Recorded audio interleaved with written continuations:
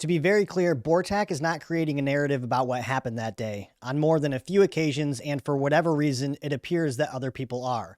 Now, I don't know if you need to write this down, but I'm only going to say this one time. I'm not undermining the noble act and heroism of the officers entering that room under a barrage of gunfire, regardless of when they did it, because that is courageous and I recognize that. But out of all the incidents we need to get right, this one has to be it. Not only did BORTAC know almost immediately when they showed up that there were injured kids inside the room with the shooter, but they were on scene when an estimated 4 rounds were fired and didn't make entry for another 29 minutes. If there's anyone who will appreciate this video, I'm certain it's the guys at the Anti-Hero podcast. They know as well as I do this isn't personal and it's only about providing the most accurate information possible. There are things they do say well, and I'm going to go over those statements as well. For whatever reason, there's this misconception or misunderstanding that BORTAC showed up inside the school, identified the problem, and immediately entered the room, stopping the threat. I'm not going to speculate as to the reason why that misconception exists. I'll leave that to you guys in the comments section. I'm only going to provide you with the facts. What I will say is that it seems like there's an emphasis to sort of paint this picture of incompetent individual officers being rescued by their incapabilities by higher tiered officers. On that day, every able-bodied person with a firearm failed. I do know Chance, who's on the show, sitting in the middle. I've spoken to him several times. He's a good dude. I know he means well, and I'm sure he will appreciate this video as well. I'm not going to rehash all of Uvalde because I've already done that several times. I'm only focusing on BORTAC. First, I need to explain my history and my understanding of Uvalde and why it's important to me. I've been a cop for almost 10 years. I've responded to at least 3 active shooters at a school that I can recall, and one of them was legit. That suspect, I think, shot the principal, and by the time we were there, he was already surrendering to officers. I train police officers. I have my own training company, Kinetic Concepts, so it's my obligation to know about all of these incidents and the facts that surround them. If I'm developing training or training officers, then I need to know the information I'm providing is accurate and actually based on something legitimate. That's the reason I look deeply into Uvalde, because I guess you could say I feel like I have a need to know. And honestly, none of this would matter if it didn't feel almost worried that I might end up in a similar situation and not have the answers. I'm an active shooter instructor certified by Alert who conducted the after action on Uvalde. I have all my FEMA certifications regarding incident command, which will become relevant shortly. I have my own course called Active Defender, which Uvalde was the motivation for me creating because it seems like the only person during an active shooter that knows his job is the shooter. And not always, plenty of cops do the right thing and they should be recognized, but you get the point. I've been involved in a number of critical incidents over the years any cop in a major city has, including a shooting which ended favorably for me and my team. A couple days ago, at the time of making this video, I responded to an officer exchanging gunfire with the suspect, and they were still engaging one another when I arrived on scene. The only reason I'm sharing this information with you now is because I think it's important to the conversation and provide you with some perspective. 2 years ago, I made 2 videos and a podcast episode where I went over the entire Alert After Action report. The reason I made those videos was because of this one. My criticism of BORTAC of not understanding why they would wait so long from 12:15 to 12:50, 35 minutes before they breached the door. There is a reason for that, which I was explained by the supervisor. None of the federal agents who arrived, who are Border Patrol agents, by the way, none of them were given the information outside of there was a school shooter barricaded in the classroom. They didn't even think or know that there were students inside the classroom or that anybody had been killed or injured, according to this source. Let me say that again.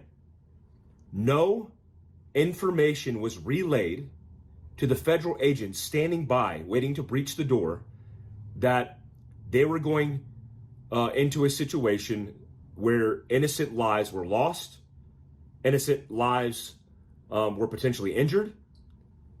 They had none of that information. I knew that with the information and evidence I had, one of 2 things were true about his statements. Either he made it up or someone lied to him. If you've been a cop and responded to these incidents without even knowing about Uvalde, you would know how absurd those statements are. If someone did tell him that they didn't know, then they are literally telling you how incompetent they are because they didn't ask or seek out the information that they should have been seeking out. The only way that would possibly make any sense is if they did ask and they were told that the shooter was in there by himself and that there was no kids that were injured, and that just didn't happen. The fact that he would even believe this information shows you how unfamiliar he is and his lack of understanding he has about law enforcement responses. This is to be expected if you've never done the job before.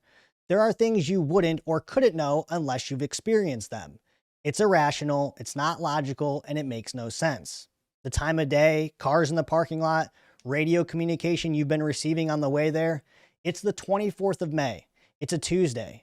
I'm sure every officer on scene with school-age children had kids in school somewhere that day. With only that information, before I even provide you with the video evidence this is false, you would assume that there's kids in the school. And above all of that, if you're an officer, and especially a SWAT officer or operator, if you show up to a tactical situation, it's your job to figure out exactly what's going on because that information is going to tell you exactly what you should be doing. And on an active shooter, the number one determination you need to be making is whether or not there is a driving force. A driving force is information that's telling you need to stop the killing, stop the dying, or start treating casualties. Throughout the Anti-Hero podcast, they mentioned BORTAC 8 times, and we're going to watch all of those clips in order and cross-reference them with the information that I have. And at 12:50, BORTAC shows up, starts taking control, and I can let you take because we've got that video. Just for clarification, 12:50 is the time that the ad hoc team assaulted the room. 12:15 is the time that BORTAC arrived on scene, according to alert. The difference in the times not being correct, not reading it correctly or misspeaking isn't all that important, but I do want to clarify that. Direct response stuff, a grease, like I would carry down my carrier, a dry erase marker in the back of my window of my patrol car. Yeah, they had nothing. This is what I'm saying. Like they had the capabilities to start an incident command. They had a SWAT command. But they didn't start one. Do it. They didn't have one. They had no scene, no place for people to go. Even before you create a staging area, you got to have somewhere where guys can go and say, "Put me somewhere." So, how many times do you think law enforcement has responded to an active shooter, eliminated the threat, and then someone thought, "Oh, well, thank God we set up an incident command"? Probably never. That's probably never happened before. Setting up an incident command is administrative. That's for higher ups to think about. In fact, I've responded to an active shooter where the person who was supposed to be setting up the incident command was actually in the school searching. I'm not saying that's a bad thing. I'm just telling you that's what happened. In fact, we should probably eliminate setting up an incident command from training entirely because we spend entirely too much time sitting there in a chair looking at a PowerPoint, talking about an incident command and all the things that we need to do, and instead actually putting simunition guns in officers' hands and letting them consistently go after the bad guy. Law enforcement, at least in Texas, is required to take 8 hours of active shooter training every 2 years. And you know how many times you, as the individual, get to go after the bad guy in this training in that 8-hour period? Maybe twice. Maybe twice. So I think we should probably eliminate all the administrative things because an incident command not being set up was not a factor in them, BORTAC, one, not knowing where they needed to be or where they needed to go, and two, getting the information they needed to have to act. At this point in time, BORTAC, marshals, everybody's running hot to this all over. They're showing up and not knowing where to go because there is no incident command, which means they're showing up and all they have are people kind of walking around, not sure. And they're just all, when you watch the body cam, everybody's kind of screaming and it's all chaos. It's all chaos. So naturally you're showing up going, whoa, this is bad. It's no command and control. None whatsoever.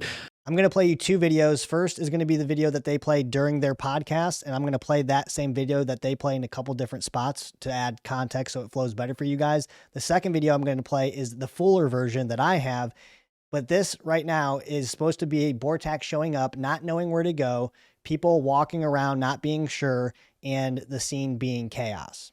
Guerrero arrives at the north end of the hall. Who is this hero? If there's kids and they're saying is it killing people or is it? No, they said mommy shot. Did your mommy shot? The subject, no one knows what kids or anything else like that. But I know there's the kids, the teachers in there. But they're just students. Yeah, the student in your pocket. Just to note here, you'll see the time on the screen that I have is 12:12. At the time when I made this original video, I was utilizing the time that's in the lower right-hand corner, which is on the body cam, and Alert uses the official time of BORTAC showing up as 12:15 from wherever they got their time from. It's gonna take time. Y'all need bangs. You got gas? They're bringing gas and bangs. We got victims in there. There's victims in the room with him? Yeah, child on the phone, multiple victims. Not only did BORTAC arrive exactly where they needed to, but they spoke to the people that they needed to speak to get the information that they got, which should have been a driving factor for them to push down the hallway and make entry into the room. I'm going to play you more of that video, which will add even more context to the fact that they were being told over and over again that there were multiple victims inside the room with the shooter.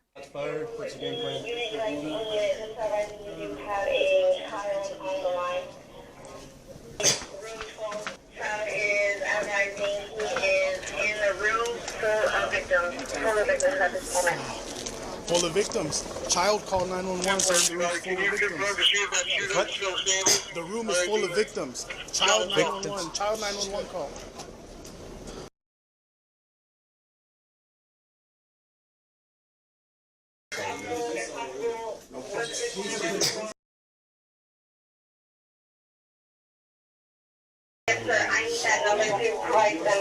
Hey, who's in charge of task? It's gonna take time. Y'all need bangs. You got gas? They're bringing gas and bangs. We got victims in there. There's victims in the room with him? Yeah, child on the phone, multiple victims. A child just called that they have victims in there. Call 911. What's that, gas? Yeah. That's what I'm saying. We have, if there's kids in there saying, is it killing people or is it already? They said they were shot. Did your mom be shot? And the subject, no one knows about kids or anything else like that? I know there's a kids and teachers in there. But there's a student in there talking. In this next clip, I'm going to overlay it a little bit, but they're talking about the Border Patrol agent who's a captain who walked into the hallway and got the information initially from those officers. I don't want to have this be all supervisors are bad, but I'll tell you this is that there's a lot of them. But the good ones need to make sure that they know that they're appreciated because, man, they are. We'll watch with. Chance's got to give you the PC answer that there are some good ones out there because there are. But there was none there because a good one would have taken over. Well, the good one did take over. Ah, yes. Do you want to play that video now? Let's play that video. All right. Again, the good one that they're talking about taking over is this captain right here. And I want you to understand that right now would be 12:15. At 12:21, 4 shots are fired, or an estimated 4 shots are fired from the room. At that moment, they move within 35 feet of the door, and for another 29 minutes, they don't make entry into the room. For the context, We're not even talking about Nashville yet. BORTAC has showed up, and they've been told, just like everybody, barricade, barricade, barricade. He's now realizing the hairs on the back of his head are going, something's not right. You can see not the frustration, the kind of confusion when he's like, okay, we're getting reports of teachers and children, but I got 60 guys telling me that we have a barricade. So you're not trying to be overzealous because you don't want to be that guy. Like He was very professional. But he's like, you could see him starting to piece it together. Right. You could see in his face of like, there's kids in there, right? Right. Hey, there's kids in there, right? Now, I'm going to play you the full video that I have, and I want you to watch this video, and you tell me if it sounds like 60 people are telling them barricade, barricade, barricade, and as if there's some sort of confusion about the situation and the fact that there's injured kids inside the room with the shooter. Hey, who's in charge of task? It's gonna take time. Y'all need bangs. You got gas? They're bringing gas and bangs. We got victims in there. There's victims in the room with him? Yeah, child on the phone, multiple victims. A child just called that they have victims in there. Call 911. What's that, gas? Yeah. That's what I'm saying. We have, if there's kids in there saying, is it killing people or is it already? They said they were shot. Did your mom be shot? And the subject, no one knows about kids or anything else like that? I know there's a kids and teachers in there. But there's a student. There's a student in there talking. Anybody hurt? No, not here. No, sir. Yes, there are. Here? Yeah. EMS in there already? No, sir. We have the shooter still in there. Yeah. He's in here. He's in here. Yeah. I'm just gonna stand right here. Be ready. The last contact. Hey, hold on. Last contact we had was one of our school PD officers. His wife was a teacher. She called him saying she's not. They just had a kid in room 12. Yeah, they had a kid in room 12. Most of the victims room 12. At 12:20, BORTAC, along with other officers in the hallway, hear shots inside the classroom and they move towards the breach point, which you wouldn't do if you thought the shooter was in there by himself.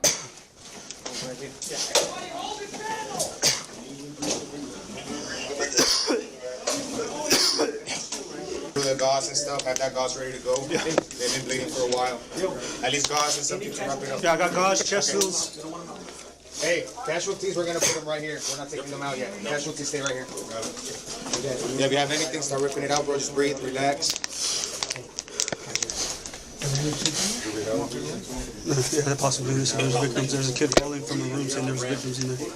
I don't know how many times they could have been told there was injured kids inside the classroom to the point where there was some confusion about what the circumstances were. Because all the information that they got wrong at the end of the day didn't matter about the action that needed to be taken. So as this guy's even taken in partial, like not partial, but truth along with, you know, things that aren't true.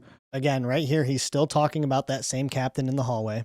The truth that they do know is enough for action, and he's realizing that as he's getting that information. Yeah, correct. What he said is completely accurate. It's enough information to take action, but again, from the moment he's told that is 12:15, they don't make entry until 12:50. That's even after 4 shots are fired at 12:21. And at that point, essentially, it's just so everybody knows, it is a tally ho. Let's freaking go. Again, they're still talking about the point in which that captain in the hallway is receiving the information, and that's enough information for action, and now it's tally ho, here we go. That didn't happen. That is not at all what happened. They got that information. They stayed back in the hallway at 12:20 or 12:21. An estimated 4 rounds are fired from the room. They push up within 35 feet of the door. Again, they don't make entry for another 29 minutes after that. So at this point in time, BORTAC shows up and takes over command and says, we're going to go. They officially do? They officially take over, and they're going to say, hey, we're heading in. They're still talking about that same time frame. That didn't happen like that. That is not what happened. Now, you might notice that my clips are kind of jumping around, and that's because sometimes they'll be talking about BORTAC, and then they'll kind of get off topic and talk about some other things, and then they come back to it. I'm not clipping these things together and putting them here in all weird places. This is all in order as it happened, and it's all the information that's relevant to the conversation that I'm giving you. As they're moving in, I don't know. So here's the thing is that I do know now that I don't know if it's legal ramification, but what happens now and how this goes about, I think there's a lot of like, because all I could find is essentially BORTAC shows up and takes over and they go storm the door. Yeah. That's all like the official information that's out. The official report is not BORTAC shows up, takes over, and goes and storms the door. I'll put a picture up on your screen here and you can see it for yourself. This is the official report. 12:15, BORTAC officers first seen on camera in the hallway.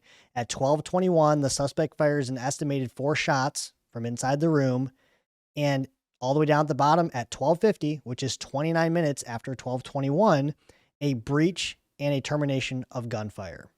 BORTAC is essentially going and they're moving down the hall, and there's this really creepy scene of a guy with gloves stopping Who people. is that? No, hang on. As they're moving towards the door, he's almost like in an aggressive way saying like, I don't agree with this, stopping people from moving forward, while the heroes, and it's like, hey man, they're bypassing them. Well, some are bypassing, and then he's moving. But the whole point is that the team is down the hall, they make entry, and they shoot Ramos and kill him.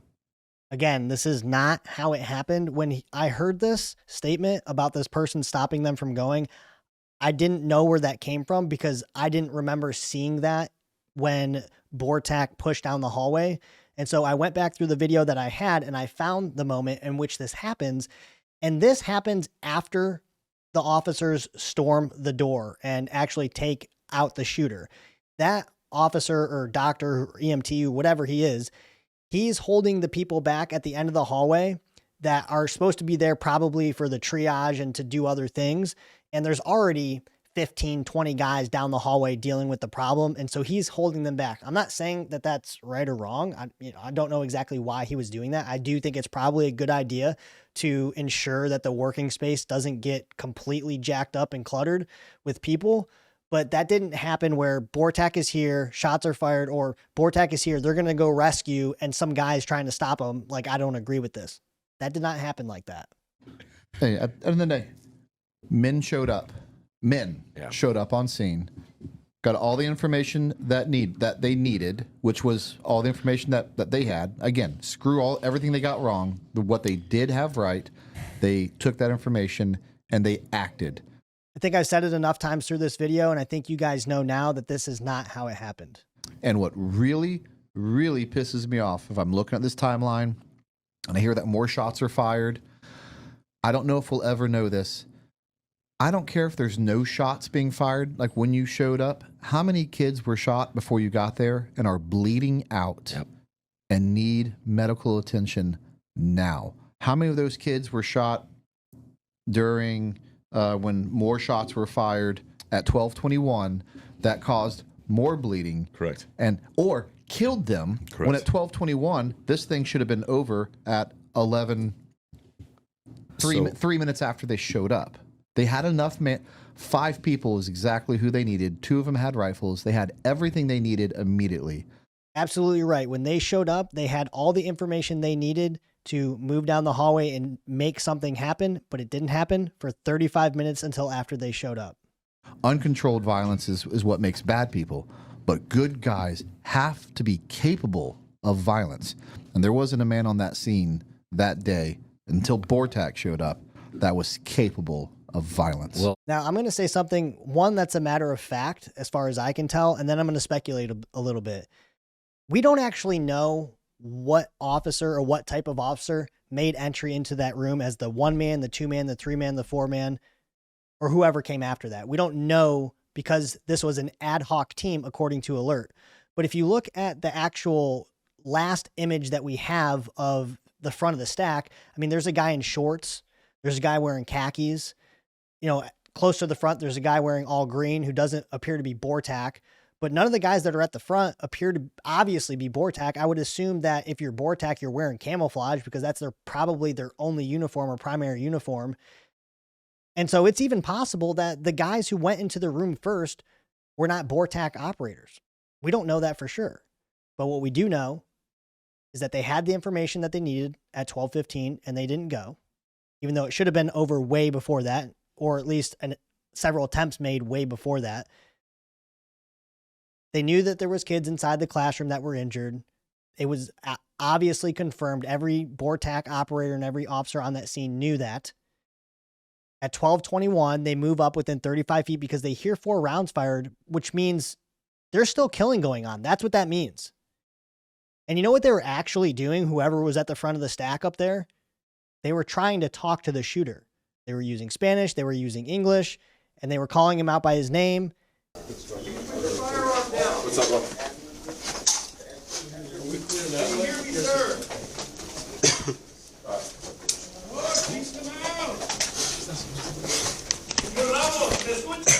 And basically asking him to surrender.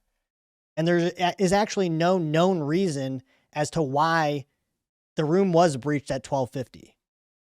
Because at that point, nothing had changed. Well, and we talk about it all the time.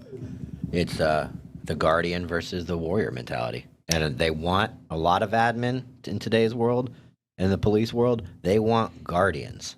They do not want warriors. He's absolutely right. They don't want warriors. And the only thing that I can say to that is the system has never been set up in a way in which it breeds warriors, and it never will be set up that way. It's on the individual officer to put in the time and the effort to become competent and highly skilled at all things tactical or shooting, because otherwise, if you're not putting in the effort or the work, then nobody is going to do it for you.